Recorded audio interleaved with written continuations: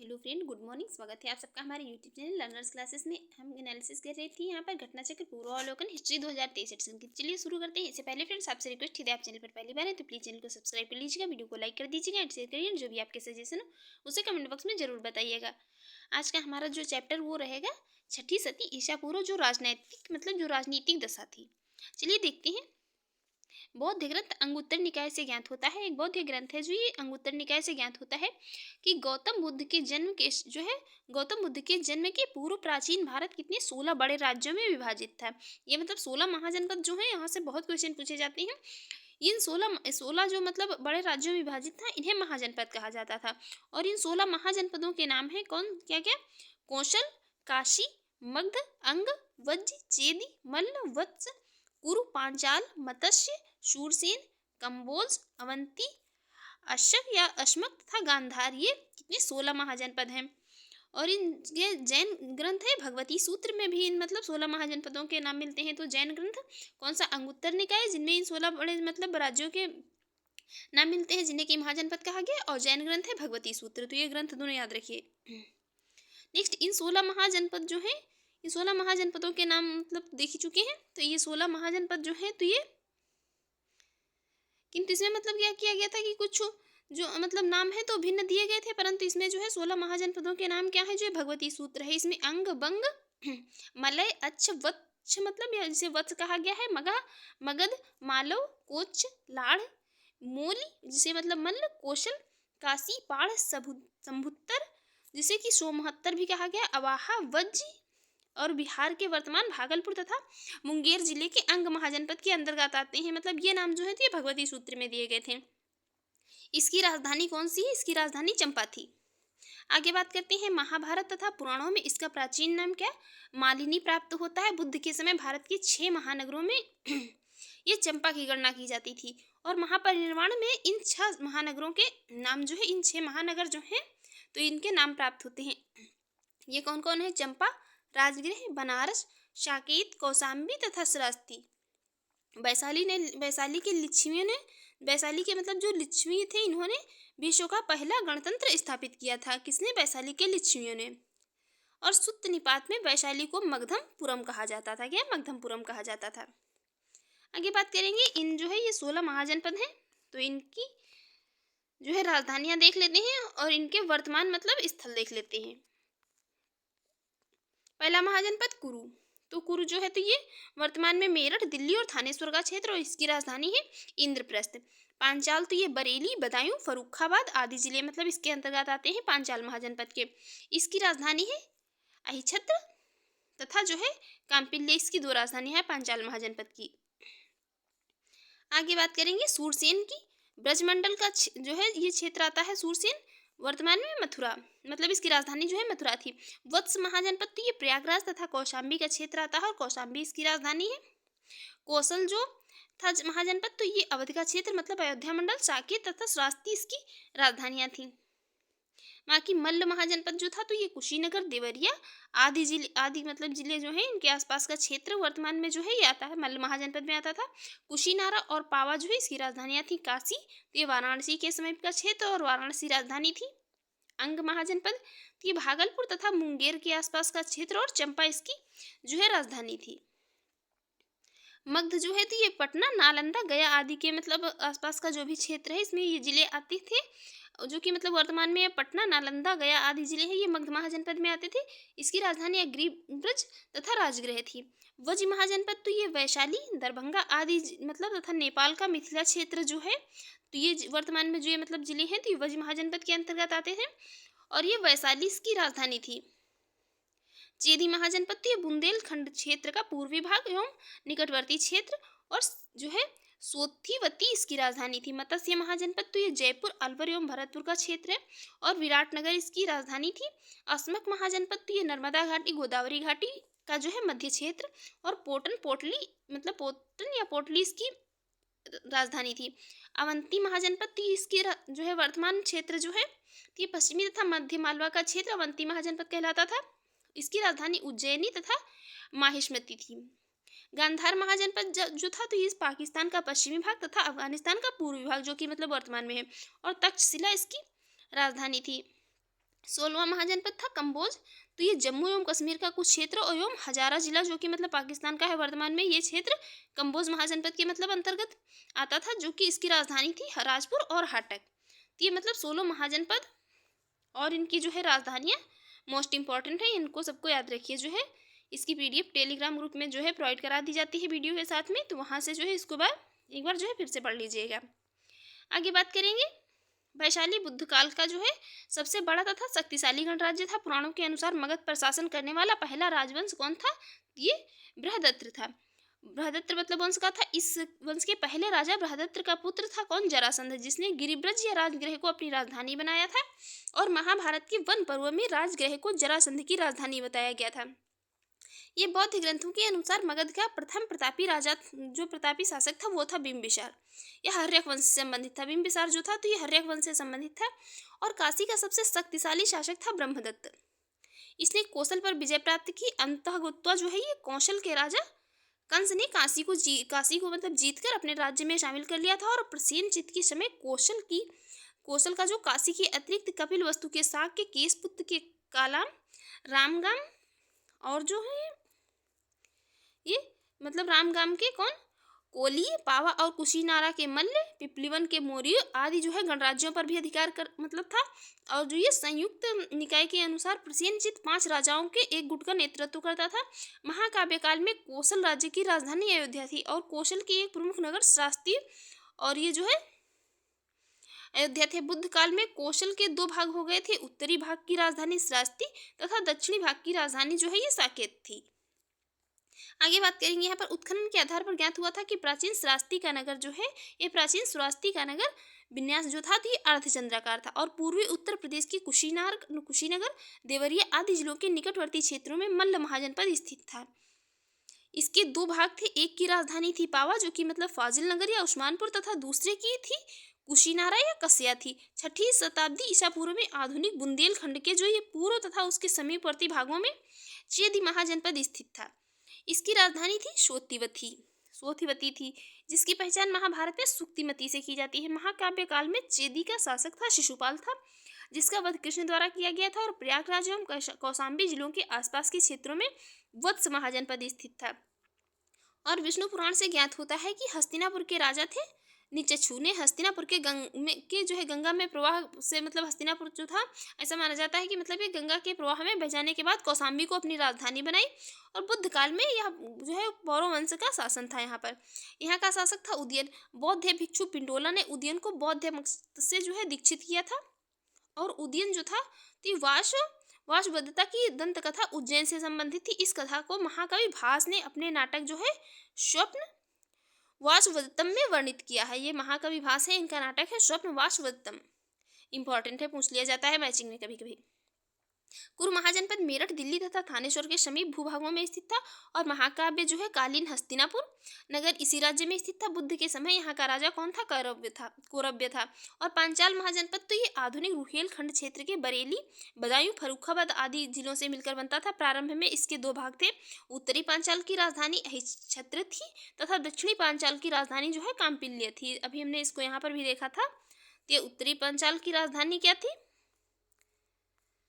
उत्तरी पांचाल की थी अहिच्छत्र और दक्षिणी की काम्पिल्य थी। तो याद रखिए इसको। आगे बात करेंगे, यहाँ पर काम्पिल्य थी। और पांचाल महाजनपद के अंतर्गत कान्यकुब्ज का प्रसिद्ध नगर स्थित था। पांचाल जनपद की सीमाएं हिमालय की तलहटी से लेकर दक्षिण में चंबल नदी तक तथा पूर्व में कौशल तथा पश्चिम में कुरु जनपद को जो है मतलब इसको स्पर्श करती थी। पांचाल मूलतः जो एक राजतंत्र था, किंतु ऐसा प्रतीत होता है कि कौटिल्य के समय तक वह एक गणराज्य हो गया था। और मत्स्य महाजनपद ये राजस्थान के जयपुर क्षेत्र में बसा था। मत्स्य महाजनपद इसके अंतर्गत वर्तमान अलवर एवं भरतपुर का एक भाग मतलब सम्मिलित था। इसकी राजधानी थी विराटनगर। मत्स्य महाजनपद जो है इसकी राजधानी थी विराटनगर। और यहाँ का राजा मतलब इसकी स्थापना यहाँ विराट नामक एक राजा थे उनके द्वारा की गई थी। सूरसेन महाजनपद जो था तो ये ब्रजमंडल क्षेत्र में बसा हुआ था। इसकी राजधानी थी मथुरा। और यूनानी लेखक थे तो इन्होंने इसको क्या सुरसेनोई तथा इसकी राजधानी को मेथोरा कहा था। अश्मक महाजनपद नर्मदा तथा गोदावरी घाटी क्षेत्र में के मध्य में स्थित था और महाजनपदों में केवल अस्मक ही जो है दक्षिणी भारत में स्थित था। अवंती महाजनपद पश्चिमी तथा ये मध्य मालवा के क्षेत्र में बसा हुआ था। इस महाजनपद के दो भाग थे, जिसमें उत्तरी अवंती की राजधानी थी उज्जैनी तथा दक्षिणी अवंती की राजधानी थी क्या, माहिष्मती। और गौतम बुद्ध के समय यहाँ का राजा जो था तो वो राजा प्रघोत था। आगे बात करेंगे यहाँ पर बिंबिसार के समय में मगध के साथ जो है प्रघोत के साथ, ये बिंबिसार के समय में मगध के साथ प्रघोत, जो प्रघोत मतलब राजा था, तो इसके संबंध कैसे थे, मैत्रीपूर्ण थे। और प्रघोत ने पांडु रोग से ग्रसित हो जाने पर बिंबिसार ने अपने राजवैद्य, मतलब इनका एक राजवैद्य था बिंबिसार का जीवक, उसको इसके उपचार हेतु भेजा था। और बौद्ध पुरोहित जो थे महाकात्यायन के प्रभाव से प्रघोत जो थे बौद्ध बन गए थे। और प्राचीन भारत के पश्चिमोत्तर भाग में दो जनपद थे, गांधार और कंबोज। गांधार और कंबोज ये थे। गांधार महाजनपद वर्तमान पश्चिमी पाकिस्तान एवं पूर्वी अफगानिस्तान में था। रामायण से ज्ञात होता है मतलब कि तक्षशिला नगर की स्थापना भरत के पुत्र तक्ष ने की थी। गांधार महाजनपद का दूसरा प्रमुख नगर जो था तो ये जो है पुष्कलावती था। और कौटिल्य ने कंबोजों को जो है वर्तास शस्त्रोपजीवी संघ अर्थात जो है पशुपालन, कृषि और वाणिज्य तथा शस्त्र द्वारा जीविका चलाने वाला कहा था। प्राचीन समय में कंबोज अपने श्रेष्ठ घोड़ों के लिए विख्यात था। और 16 महाजनपदों से 4 जो कौशल, मगध, वत्स तथा अवंती अत्यंत ये शक्तिशाली महाजनपद थे। 16 महाजनपदों में से 8 जो है तो ये वर्तमान उत्तर प्रदेश में थे। ये जो अभी आरओ का एग्जाम होने वाला है, यहाँ से देखिए एक क्वेश्चन जो है वहाँ पर आपको जरूर देखने को मिलेगा कि मतलब ये जो 8 महाजनपद हैं, क्योंकि जब इसके 2021 का मतलब आरओ का एग्जाम हुआ था, यूपी आरओ का, तो भी यहाँ से एक क्वेश्चन जो है जरूर देखने को मिला था। यहाँ पर मतलब शायद पूछा गया था कि जो ये मतलब 16 महाजनपद हैं, इनमें से एग्जैक्ट क्वेश्चन हाँ यही था कि जो मतलब 16 महाजनपद हैं उनमें से उत्तर प्रदेश में कितने हैं। तो उत्तर प्रदेश में 8 हैं। 8 वो कौन कौन से हैं, काशी, कौशल, वत्स, मल्ल, कुरु, पांचाल, सूरसेन तथा चेदी। बुद्ध काल में गंगा घाटी में कई गणराज्यों के अस्तित्व का प्रमाण मिलता है। ये गणराज्य थे कौन, कपिलवस्तु के शाक्य, जो है सुमारगिरी के जो है भग्ग, अलकप्प के बुली और केशपुत्र के कालाम, रामगाम के कोली और कुशीनारा के मल्ल, पावा के मल्ल और पिपलीवन के मौर्य, वैशाली के लिच्छवी तथा मिथिला के विदेह। सिक्कों के अध्ययन को क्या है, ये सिक्कों के अध्ययन को न्यूमिस्मेटिक्स कहा जाता है। मतलब ये सिक्कों का अध्ययन जो किया गया था तो उसको न्यूमिस्मेटिक्स कहा जाता है। भारत के प्राचीनतम सिक्कों को आहत सिक्के या पंचमार्क सिक्के भी कहा जाता है। ये चांदी के बने होते हैं, इनके ऊपर ठप्पा देकर निशान बनाए जाते हैं, इसलिए इन्हें आहत या पंचमार्क सिक्के कहा जाता है। ये सिक्के 6ठी शताब्दी ईसा पूर्व मौर्य काल से प्राप्त होते हैं। और बुद्ध घोष की टीका सुमंगल विलासिनी से वज्र संघ की न्याय व्यवस्था के बारे में जानकारी प्राप्त होती है। इससे ज्ञात होता है कि वज्र संघ से जो है कितने 8 ये न्यायालय थे। आगे बात करेंगे यहाँ पर मगध की महत्ता का वास्तविक संस्थापक कौन था, तो ये राजा बिंबिसार था, लगभग जो कि 544 से 452 ईसा पूर्व में था। यह हर्यक वंश से संबंधित था और जैन साहित्य में बिंबिसार को श्रेणिक कहा गया है। महावंश के अनुसार बिंबिसार 15 वर्ष की आयु में मगध नरेश बना था। सर्वप्रथम इसने जो है प्रमुख राजवंशों के साथ वैवाहिक संबंध स्थापित कर अपनी स्थिति सुदृढ़ कर ली थी। इसने लिच्छवी गणराज्य के शासक चेटक की पुत्री चेलना छलना के साथ विवाह कर मगध की उत्तरी सीमा जो है सुरक्षित कर ली थी। और दूसरा ये प्रमुख वैवाहिक जो है संबंध था तो ये कौशल नरेश प्रसेनजित की बहन महाकोसला के साथ किया। इस वैवाहिक संबंध से उसे काशी का प्रांत अथवा उसके मतलब कुछ ग्राम प्राप्त हो गए थे। और अन्य प्रमुख वैवाहिक संबंध जो थे ये मध्य देश की एक राजकुमारी क्षेमा के साथ मतलब इसने स्थापित किए। आगे बात करेंगे यहाँ पर अंग के शासक थे कौन, ब्रह्मदत्त को पराजित कर अपने राज्य में मिला लिया। और विनय पिटक से ज्ञात होता है कि इसने बेड़ुवन नामक उद्यान बुद्ध एवं संघ के जो है निमित्त प्रदान कर दिए थे। और दीघ निकाय से ज्ञात होता है कि बिंबिसार ने चंपा के ब्राह्मण को वहां की संपूर्ण आमदनी दान में दे दी थी। और बिंबिसार का पुत्र था अजातशत्रु द्वारा बंदी बनाकर कारागार में डालने का उल्लेख बौद्ध एवं जैन ग्रंथों में मिलता है। ऐसा मतलब कहा जाता है कि ये बिंबिसार का पुत्र था अजातशत्रु, इसने जो है अपने पिता को ही बंदी बनाकर कारागार में डाल दिया था। और बिंबिसार की मृत्यु 492 ईसा पूर्व के लगभग हो गई थी। बिंबिसार के पश्चात इसका पुत्र जो है कुणिक, जो कि मतलब अजातशत्रु, लगभग 492 से 460 ईसा पूर्व मगध का शासक हुआ। यह अपने के पिता के समान ही साम्राज्यवादी था और इसके शासन के प्रारंभिक वर्षों में मगध एवं कौशल के बीच जो है संघर्ष हो गया, किंतु बाद में मगध के शासक अजातशत्रु तथा कौशल के शासक थे प्रसेनचित्त के बीच जो है संधि मतलब समझौता भी हो गया और प्रसेनचित्त ने अपनी पुत्री वाजिरा का विवाह अजातशत्रु से कर दिया तथा पुनः काशी के ऊपर उसका अधिकार स्वीकार कर लिया और पाटलिपुत्र की स्थापना अजातशत्रु के उत्तराधिकारी उदयन ने गंगा और सोन नदी के संगम पर एक किला बनाकर की थी। यहाँ पर गंगा और सोन नदी के संगम पर इसने मगध साम्राज्य की राजधानी राजगृह से पाटलिपुत्र स्थानांतरित की थी। आगे बात करेंगे यहाँ पर शिशुनाग वंश की स्थापना शिशुनाग द्वारा की गई थी और महावंश टीका में शिशुनाग को एक लिच्छवी राजा की वेश्या पत्नी से उत्पन्न कहा गया। पुराणों के अनुसार वह क्षत्रिय था और अवंती की जो है विजय शिशुनाग के लिए लाभदायक सिद्ध हुई थी। इससे क्या था, मगध साम्राज्य की पश्चिमी सीमा मालवा तक जो है पहुंच गई थी और इस विजय के पश्चात शिशुनाग का वत्स के ऊपर भी अधिकार हो गया था, क्योंकि वहाँ क्या था, क्योंकि वह भी अवंती के अधीन था और अवंती और वत्स का अधिकार हो जाने से पश्चिमी विश्व के साथ साथ जो है पाटलिपुत्र के व्यापार मतलब ये व्यापार वाणिज्य के लिए भी एक नया मार्ग प्राप्त हो गया था और शिशुनाग ने गिरिब्रज के अतिरिक्त वैशाली नगर को अपनी दूसरी राजधानी बनाई थी, जो बाद में उसकी प्रधान राजधानी बन गई थी। मतलब बनाई तो थी दूसरी, लेकिन बाद में वही जो है ये प्रधान राजधानी बन गई।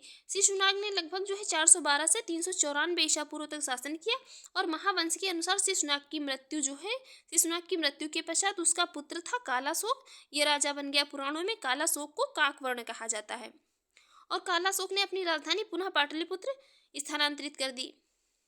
इसके शासनकाल में जो द्वितीय बौद्ध संगीति का आयोजन वैशाली में हुआ और संगीति में मतलब दो बौद्ध संघ जो था, तो ये संप्रदायों में मतलब स्थविर तथा महासंघिक में विभाजित हो गया और बाणभट्ट ने हर्षचरित, बाणभट्ट की एक हर्षचरित मतलब है, इससे ज्ञात होता है, बाणभट्ट की यह पुस्तक है हर्षचरित। इससे ज्ञात होता है कि राजधानी के समय घूमते हुए किसी व्यक्ति ने कालाशोक की हत्या कर दी थी और महाबोधि वंश के अनुसार कालाशोक के 10 पुत्रों ने सम्मिलित रूप से लगभग कितने 22 वर्षों तक शासन किया था और कालाशोक के उत्तराधिकारियों का शासन 344 ईसा पूर्व के लगभग समाप्त हो गया। फिर शिशुनाग वंश का अंत करके नंद वंश की स्थापना जिस व्यक्ति ने की वह निम्न वर्ण से था और विभिन्न ग्रंथों में उसका नाम जो है भिन्न भिन्न हो गया। शिशुनाग के बाद आ गया नंद वंश। पुराणों में उसे महापद्म जबकि महाबोधि वंश में उसे उग्रसेन कहा गया है और महापद्म नंद जो था तो ये शिशुनाग वंश के अंतिम राजा महानंदन की शूद्र पुत्री के मतलब शूद्र पुत्री से उत्पन्न हुआ था और जैन ग्रंथ जो है परिशिष्ट पर्वन के अनुसार वह नाई पिता और बेस्या माता का पुत्र था। नंद वंश में कुल कितने जो 9 राजा हुए थे, इस कारण उसे नवनंद भी कहा जाता था और महाबोधि के अनुसार इनके नाम थे उग्रसेन, पंडुक, पंडुगति, भूतपाल, राष्ट्रपाल और गोविषणाग, 10 सिद्धक, कैवर तथा घनानंद। ये मतलब इनके नाम इतने महत्वपूर्ण नहीं है, बस ये जो है इनका एक क्रम बहुत महत्वपूर्ण है। तो सबसे पहले जो था मतलब ये हर्यक वंश हुआ। हर्यक वंश के राजा थे कौन से, सबसे पहले बिंबिसार हुआ, फिर उसका पुत्र मतलब अजातशत्रु, फिर उसका पुत्र जो है या मतलब उसके उत्तराधिकारी उदयन हुआ और ये समेत हर्यक वंश जो था तो ये 544 से 412 ईसा पूर्व तक इसने शासन किया था हर्यक वंश ने। और बिंबिसार ने जो शासन किया था तो 544 से लेकर 492 ईसा पूर्व तक और अजातशत्रु ने 492 से लेकर 460 ईसा पूर्व तक शासन किया था। उसके बाद ये उदयन जो और उसके उत्तराधिकारी थे तो ये 460 से लेकर 412 ईसा पूर्व तक इन्होंने शासन किया था। फिर हर्यक वंश के बाद आता है शिशुनाग वंश। शिशुनाग वंश जो है मतलब पूरा ये 412 से लेकर 344 ईसा पूर्व तक रहा था इनका शासन। इसमें शिशुनाग जो थे तो इन्होंने 412 से लेकर 394 ईसा पूर्व तक शासन किया और काकवर्ण जो थे तो काकवर्ण इन्होंने 394 से लेकर 366 ईसा पूर्व तक शासन किया और काकवर्ण के जो 10 पुत्र थे इन्होंने 366 से लेकर 344 ईसा पूर्व तक शासन किया था। और शिशुनाग के बाद जो है ये नंद वंश का शासन हुआ जिसमें महापद्म नंद या मतलब उग्रसेन इन्होंने 344 से लेकर 321 ईसा पूर्व तक शासन किया तथा उसके 8 पुत्र जो है मतलब होने की बात वहाँ पर की जाती है। आगे बात करेंगे यहाँ पर पद्म नंद जो थे, पद्म नंद को कलिकांश सभी क्षत्रियों का नाश करने वाला तथा दूसरे परशुराम का अवतार कहा गया। उसने एक छत्र शासन की स्थापना की तथा एकराट की उपाधि भी धारण की थी और इसमें जो है राजवंशों में इसके नाम मिलते हैं। इसके नाम मतलब इतने इम्पोर्टेंट नहीं, ये वाला इम्पोर्टेंट है कि मत्स्य पुराण के अनुसार जो इक्ष्वाकु में 24 राजा, कलिंग में 32 राजा, अश्मक में 25 राजा, पंचाल में 27 राजा, काशी में 24 राजा और है में 28 राजा, कुरु में 36 राजा, मैथिला में कितने 28 राजा और सूरसेन में 23 राजा तथा वीतिहोत्र में 20 राजाओं ने शासन किया था। आगे बात करेंगे यहाँ पर खारवेल के हाथी गुफा अभिलेख से कलिंग की विजय की सूचना प्राप्त होती है। और नंदवंश का अंतिम राजा घनानंद था, जो सिकंदर का समकालीन था। यूनानी लेखकों ने उसे अग्रमेज या उग्रसेन का पुत्र कहा था। जेनोफोन ने इसे बहुत धनाढ्य व्यक्ति बताया। तमिल और सिंहली ग्रंथों में से भी जो उसकी अतुल संपत्ति की सूचना मिलती है। भद्रसाल उसका सेनापति था और घनानंद द्वारा जनता से बलपूर्वक धन वसूलने तथा छोटी छोटी वस्तुओं पर भारी कर लगाने के कारण जनता इसके विरुद्ध हो गई थी और चारों ओर से जो है मतलब घृणा और असंतोष का वातावरण व्याप्त हो गया। इसी स्थिति का लाभ उठाकर फिर चंद्रगुप्त मौर्य ने चाणक्य के सहयोग से घनानंद की हत्या कर दी और नंदवंश का फिर अंत हो जाता है। फिर यहाँ पर पाणिनि महापद्मनंद के जो मित्र थे, ये वर्ष उपवर्ष वररुचि कात्यायन जैसे विद्वानों का जन्म जो है नंदवंश काल में हुआ था और नंद शासक जैन मत के पोषक थे। ये कल्पक नामक व्यक्ति जैन था। इसकी सहायता से महापद्मनंद ने समस्त क्षत्रियों का विनाश करा और यह घनानंद के जैन अमात्य सकटाल तथा स्थूलभद्र थे। मुद्रा राक्षस से भी ये नंदों के जैन मत अनुयायी होने की सूचना मतलब मिलती है कि नंद वंश के शासक थे, नंद थे। तो ये क्या थे, ये मतलब जैन मतानुयायी थे, जैन धर्म को मानने वाले। अब इनका मतलब एक बार जो है ये इनका बस क्रम इसी तरह देख लीजिए। ये इतना इम्पोर्टेंट नहीं है कि मतलब इन्होंने कितने वर्षों तक शासन किया। जब ये शिशुनाग ने किया, फिर उसके बाद काकवर्ण, फिर क्षेमवर्धन, फिर जो है क्षेमचित या क्षत्रोजस, फिर बिंबिसार और फिर आगे अजातशत्रु, फिर दर्शक, फिर उदयन, फिर नंदीवर्धन, फिर महानंदन, फिर महापद्मनंद तथा उनके जो है 8 पुत्र। ये कुछ विद्वानों के अनुसार जो है मतलब 40 वर्ष तक इन्होंने 100 वर्ष तक शासन किया था। तो इनका मतलब जो है कुछ इंपॉर्टेंट है। जैसे ये पूछा जा सकता है कि सबसे पहले कौन सा, तो शिशुनाग, फिर शिशुनाग के बाद ये तो शायद कभी पूछे जाते हैं बिंबिसार, अजातशत्रु और उदयन या जो है महापद्मनंद और महानंदन जो है यही मतलब पूछे जाते हैं ज़्यादा कुछ यहाँ से, और ये वाले जो है तो नहीं पूछे जाते हैं। आगे बात करेंगे यहाँ पर अब क्वेश्चंस की। देखते हैं पहला क्वेश्चन है भारत के प्राचीनतम प्राप्त सिक्के, तो ये चांदी के थे। भारत के जो प्राचीनतम प्राप्त सिक्के थे तो ये चांदी के थे। नेक्स्ट है निम्नलिखित में से कौन सा सही सुमेलित नहीं है। सही सुमेलित नहीं है कौन सा, कौशल और अहिछत्र। बाकी अंग की चंपा राजधानी थी, वत्स की कौशाम्बी थी, मत्स्य की थी विराटनगर। कौशल की जो है अहिछत्र नहीं थी। कौशल की राजधानी थी क्या, साकेत तथा श्रावस्ती। आगे यहाँ पर जो है एक तरफ राजा दिए हुए एक तरफ राज्य दिए हुए हैं। देखते हैं कौन से राज्य का कौन सा राजा था। प्रघोत था अवंती का, उदयन था वत्स का, प्रसेनजित था कौशल का और अजातशत्रु जो है तो ये मगध का राजा था। आगे क्वेश्चन है चंड प्रघोत किस प्राचीन गणराज्य के राजा थे, तो ये थे कहाँ के, अवंती के। नेक्स्ट अभिलेखीय साक्ष्य से प्रकट होता है कि नंद राजा के आदेश से एक नहर खोदी गई थी। ये खोदी गई थी कहाँ, कलिंग में खोदी गई थी। देखेंगे नेक्स्ट क्वेश्चन। अब जो है हम यहाँ पर सिर्फ क्वेश्चन ही देखेंगे, इसकी जो है एक्सप्लेन को नहीं देखेंगे। नेक्स्ट है उज्जैन का प्राचीन काल में नाम क्या था, तो ये था अवंतिका। नेक्स्ट क्वेश्चन, यहाँ पर एक जो है ये मैप दिया हुआ है और इसमें बताना है 16 महाजनपदों में 4 को मतलब दर्शाया गया है, ये ABCD करके जो यहाँ पर ये 4 इनमें से कौन से दर्शाए गए हैं, तो ये मत्स्य, अवंती, वत्स और अंग दर्शाए गए हैं। ये मत्स्य जनपद यहाँ पर रहा था, यहाँ पर अवंती, फिर वत्स और फिर यहाँ जो है ये अंग महाजनपद था। देखते हैं नेक्स्ट क्वेश्चन। नेक्स्ट है प्राचीन नगर जो महाभारत और महाभाष्य दोनों में उल्लेखित है। इसकी एक्सप्लेन में देख लेते हैं कौन दोनों में उल्लेखित है। माध्यमिक मतलब नगरी राजस्थान भारत में चित्तौड़ के निकट एक प्राचीन नगरी, इस नगरी का उल्लेख महाभारत और महाभाष्य दोनों में है। विराटनगर वैराट राजस्थान के जयपुर में स्थित है। महाभारत काल में पांडवों ने अपना अज्ञातवास यहाँ जो है व्यतीत किया था, इसका भी उल्लेख महाभारत एवं महाभाष्य दोनों में मिलता है। नेक्स्ट है पाटलिपुत्र के संस्थापक थे। पाटलिपुत्र के संस्थापक जो थे अजातशत्रु थे। तो यहाँ पर कहीं पर ऑप्शन में दिया नहीं। गंगा और सोन नदी के जो है संगम पर एक पटलिग्राम किला बनाकर इसकी स्थापना की थी। देखते हैं नेक्स्ट क्वेश्चन जो है वो है मगध साम्राज्य की राजधानी पाटलिपुत्र के बारे में निम्नलिखित में से कौन सा कथन सत्य है? पहला है कि पाटलिपुत्र पूरब में गंगा नदी से और उत्तर में चंपा नदी से। ये पहला स्टेटमेंट जो है इनकरेक्ट हो जाएगा, वहां पर चंपा नदी से नहीं था। दूसरा है पाटलिपुत्र उत्तर में गंगा नदी से ठीक है एवं पश्चिम में सोन नदी से घिरा हुआ था। बिल्कुल करेक्ट है, राइट आंसर हो जाएगा ऑप्शन बी।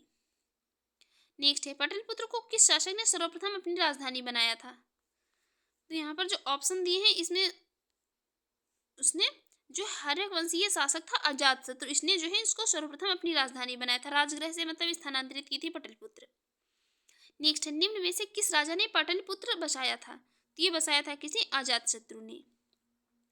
नेक्स्ट है किस शासक द्वारा सर्वप्रथम पाटलिपुत्र का राजधानी के रूप में चयन किया गया था? तो किसके द्वारा?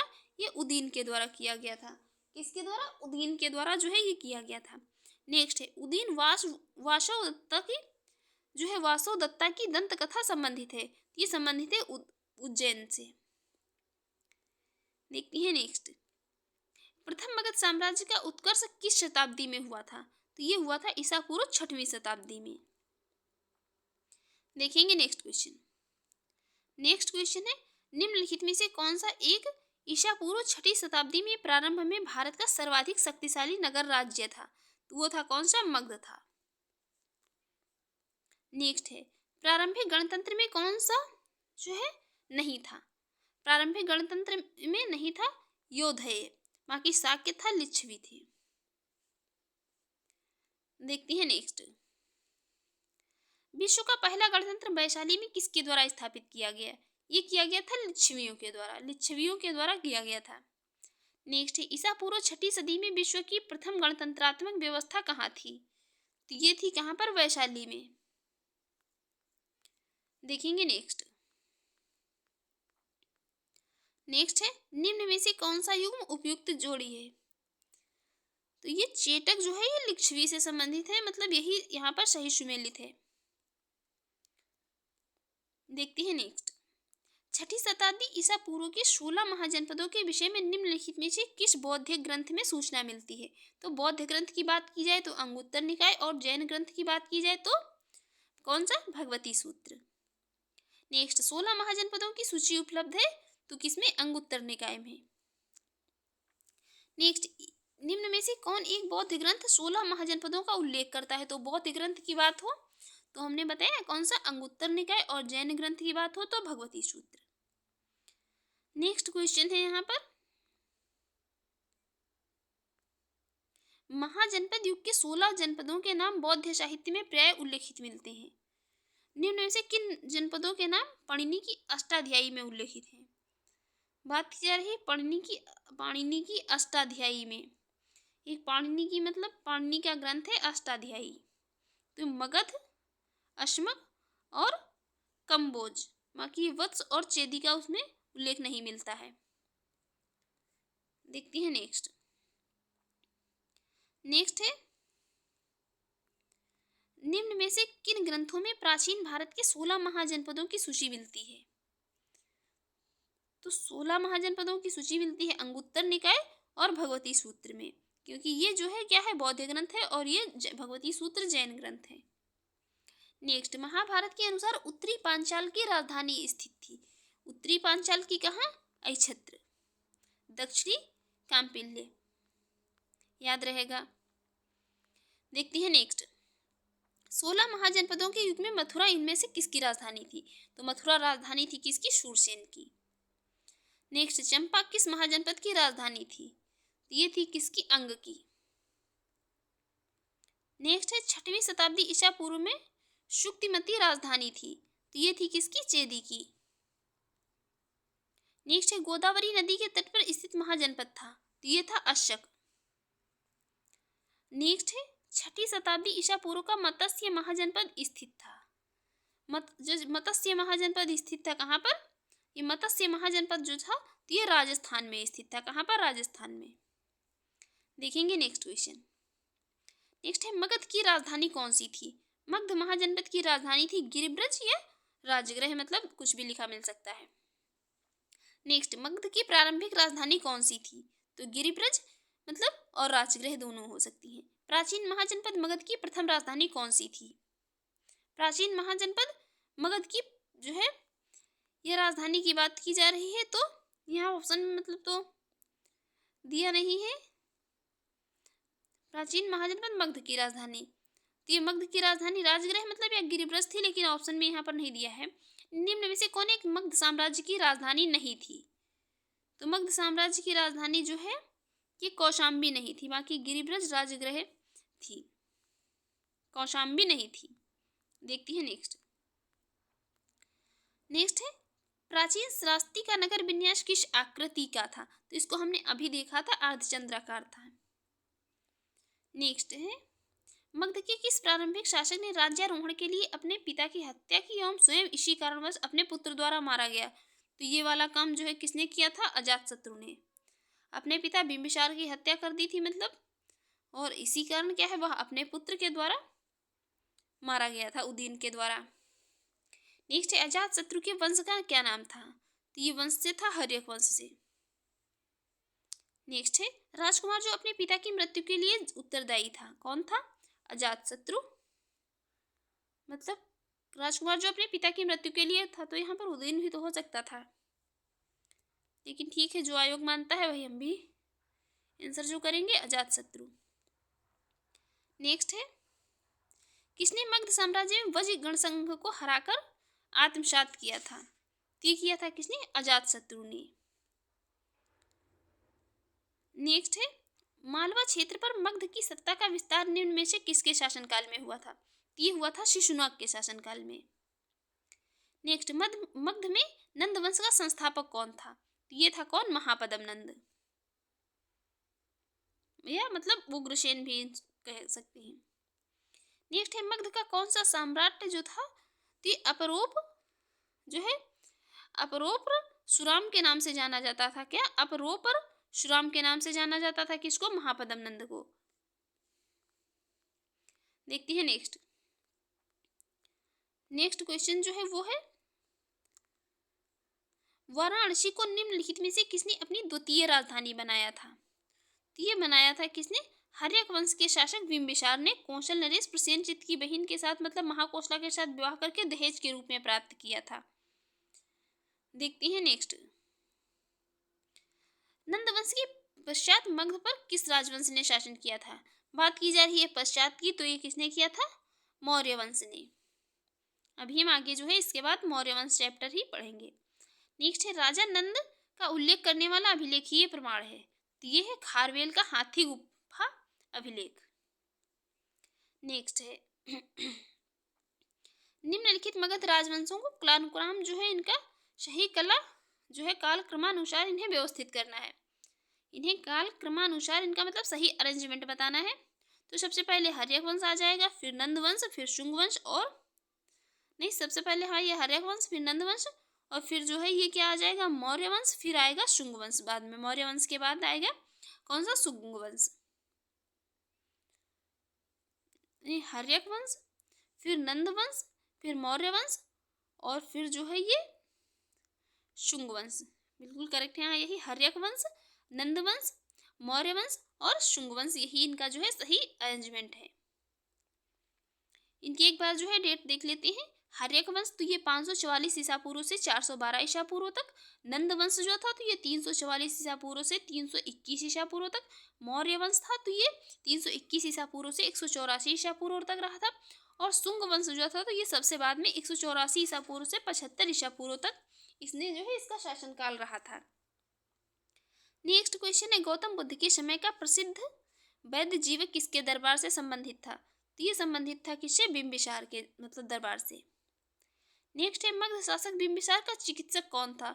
जो चिकित्सक था वो था जीवक। नेक्स्ट है जो निम्नलिखित कथन मतलब दिए गए हैं ए बी, और देखते हैं कितने स्टेटमेंट दिए गए हैं। 2 ही दिए गए हैं। ए बी 2 स्टेटमेंट दिए गए, इसमें बताना है कौन सा जो है सही है। पहला है विश्व के सभी भागों में ईस्वी पूर्व 6वीं शताब्दी एक महान धार्मिक उथल पुथल का काल था। बिल्कुल करेक्ट है ये। दूसरा है वैदिक धर्म बहुत जटिल हो चुका था। दोनों स्टेटमेंट यहाँ पर बिल्कुल करेक्ट है कि वैदिक धर्म जो था वो बहुत ही जटिल हो चुका था। देखेंगे नेक्स्ट क्वेश्चन। नेक्स्ट क्वेश्चन है, कालपी नगर किस नदी के तट पर स्थित था? तो कालपी जो है तो यमुना नदी के तट पर स्थित है। नेक्स्ट है, एक तरफ जो है उत्तर प्रदेश की प्राचीन जनपद दी है, एक तरफ उनकी राजधानी दी गई है।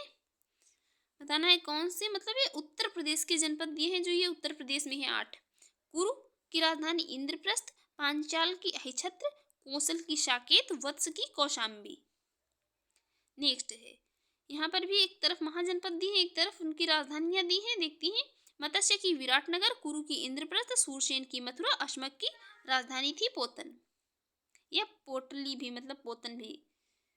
नेक्स्ट यहाँ पर पूछा जा रहा है कौन सा सही सुमेलित नहीं है, तो यहाँ पर भी देख लेते हैं। कंबोज की राजधानी मतलब थी राजपुर या हाटक, अश्मक की पोतन या पोटिल, सूरसेन की मथुरा, कौशल की साकेत तथा श्रास्ती।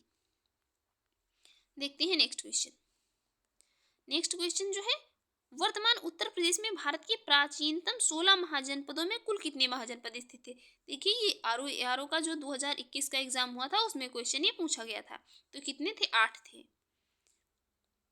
देखेंगे नेक्स्ट, उनके 8 के नाम एक बार फिर देख लेते हैं। कुरु, पांचाल, कुरु महाजनपद, पांचाल, काशी, कोसल, सूरसेन, चेदी, वत्स तथा मल्ल महाजनपद। ये 8 जो थे तो ये उत्तर प्रदेश में थे 16 महाजनपदों में से।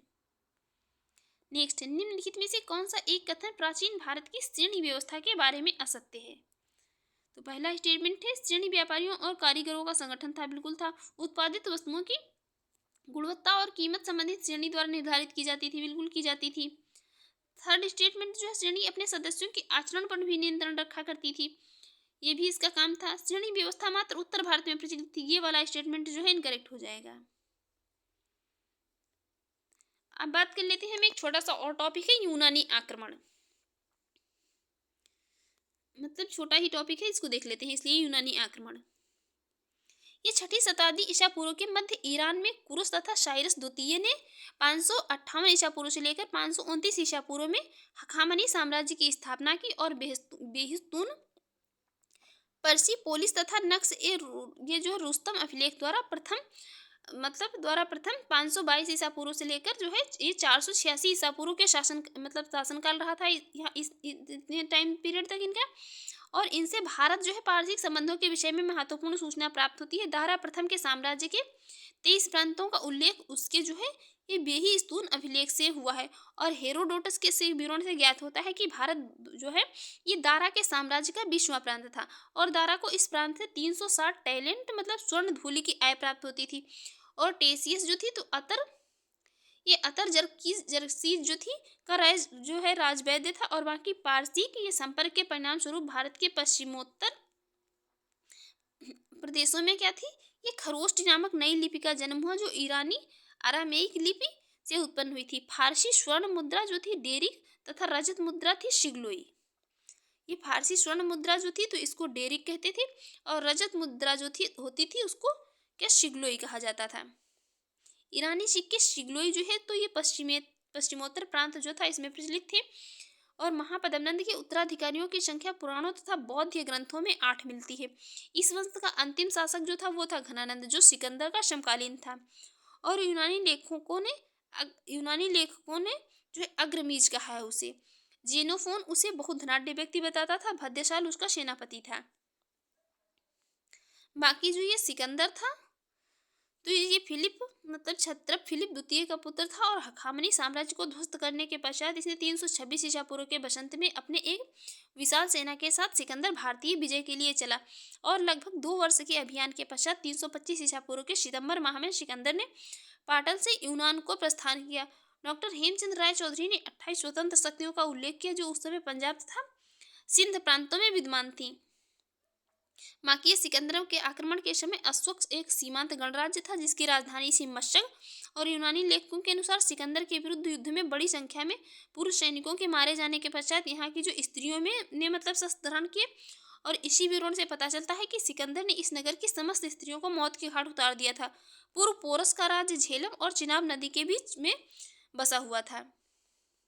आगे बात करेंगे यहाँ पर फिर ये सिकंदर ने जो है झेलम नदी के तट पर पुरु को पराजित किया, परंतु उसकी जो है वीरता से प्रभावित होकर क्या किया सिकंदर ने उसको अपना मित्र बना लिया।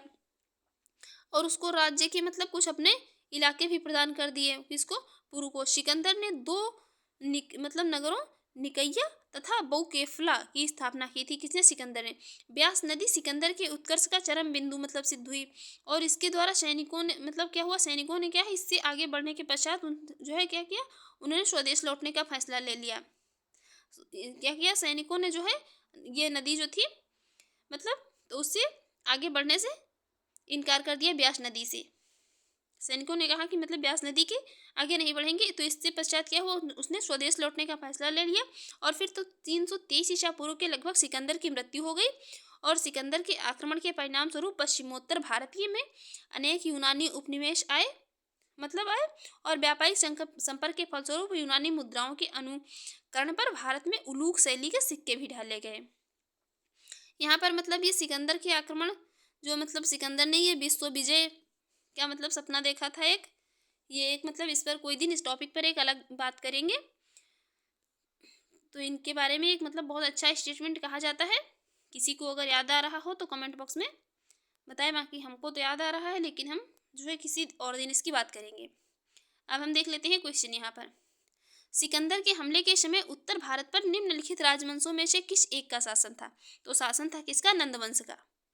ये सिकंदर के हमले के पहले। देखते हैं नेक्स्ट क्वेश्चन।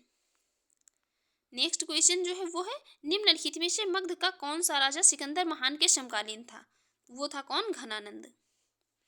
नेक्स्ट है यहाँ पर कथन और कारण दिए हुए हैं। कथन कह रहा है, लगभग 2 वर्ष के अभियान के पश्चात सिकंदर महान ने 325 ईसा पूर्व में भारत को छोड़ दिया था।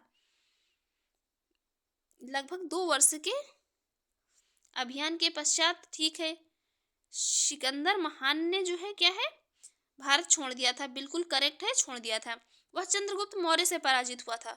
वह चंद्रगुप्त मौर्य से पराजित नहीं हुआ था, तो राइट आंसर हो जाएगा ऑप्शन सी। मतलब उसने छोड़ दिया था किंतु वह जो है चंद्रगुप्त मौर्य से पराजित नहीं हुआ था। देखते हैं नेक्स्ट क्वेश्चन। युद्ध भूमि में बड़ी संख्या में सैनिकों के मारे जाने अथवा आहत हो जाने के बाद किस भारतीय गण तथा जो है राज्य की स्त्रियों ने सिकंदर के विरुद्ध शस्त्र धारण किए थे? तो ये कहा कि मशक की स्त्रियों ने ऐसा किया था मतलब। देखते हैं नेक्स्ट क्वेश्चन। नेक्स्ट क्वेश्चन है यहाँ पर कि पहला यहाँ पर भारत में सिकंदर की सफलता के निम्न कारणों में से थे। भारत में सिकंदर की सफलता के निम्न कारणों में से 4 स्टेटमेंट दिए हैं, बताना है कौन से स्टेटमेंट जो है करेक्ट है। उस समय भारत में कोई जो है केंद्रीय सत्ता नहीं थी। बिल्कुल करेक्ट है कि भारत में जो है कोई केंद्रीय सत्ता नहीं थी और उसकी फौज तो बेहतर थी ही थी। उसे देशद्रोही शासकों से सहायता भी मिली थी। बिल्कुल वह एक अच्छा प्रशासक था, वह एक अच्छा प्रशासक नहीं था। अगर अच्छा प्रशासक होता तो शासन ना करता। देखते हैं नेक्स्ट क्वेश्चन। नेक्स्ट है, उस वीर भारतीय राजा का नाम बताइए जिसे सिकंदर ने झेलम के तट पर पराजित किया था। तो वो था कौन? पुरु या पौरस। देखते हैं नेक्स्ट। निम्नलिखित में से कौन सिकंदर के साथ भारत में नहीं आया था? तो ये भारत में नहीं आया था डाइमेकस, बाकी ये निर्याकस और आनेसिक्रिट्स और अरिस्टोब्यूलस ये सभी आए थे। तो फ्रेंड्स, आपको हमारी ये वीडियो अच्छी लगी हो और आपके एग्जाम के लिए यूजफुल रही हो तो आप हमारे यूट्यूब चैनल पर पहली बार है तो प्लीज़ चैनल को सब्सक्राइब कर लीजिएगा, वीडियो को लाइक कर दीजिएगा एंड शेयर करिए। जो भी आपके सजेशन हो उसे कमेंट बॉक्स में जरूर बताइएगा। वीडियो की PDF चाहिए तो वीडियो के डिस्क्रिप्शन बॉक्स में टेलीग्राम का लिंक दे दिया गया, वहाँ पर जाकर टेलीग्राम ग्रुप ज्वाइन कर लीजिए। वहाँ पर जो है इसकी PDF आपको मिल जाएगी। Thanks for watching.